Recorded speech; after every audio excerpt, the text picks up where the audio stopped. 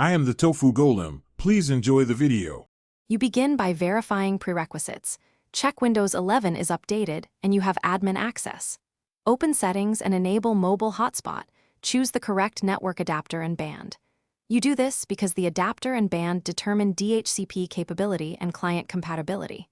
Once done, set a simple SSID and password so you can reconnect quickly.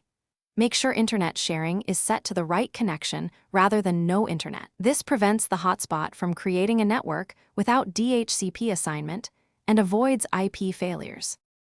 Next, diagnose the adapters that serve the hotspot. Open Device Manager and identify physical Wi-Fi and any virtual adapters used by mobile hotspot. You disable and re-enable the hotspot adapter to reset bindings and update the wireless driver to ensure DHCP support. Then run ipconfig/all in an elevated command prompt. Inspect the hotspot adapter for an assigned IP, DHCP status, and gateway. If DHCP shows disabled or no IP, the system won't hand out addresses. That explains why clients fail to obtain an IP. Finally, repair DHCP bindings and confirm clients can connect. Run network reset in settings or, for precision, open elevated command prompt and run netch winsock reset, then netch int IP reset, restart Windows.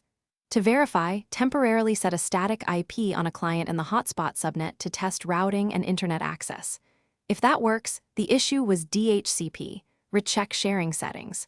If still failing, disable third-party firewalls or VPN services and reboot. They commonly block DHCP traffic and prevent IP assignment. Thanks for watching. Consider subscribing if we helped you today.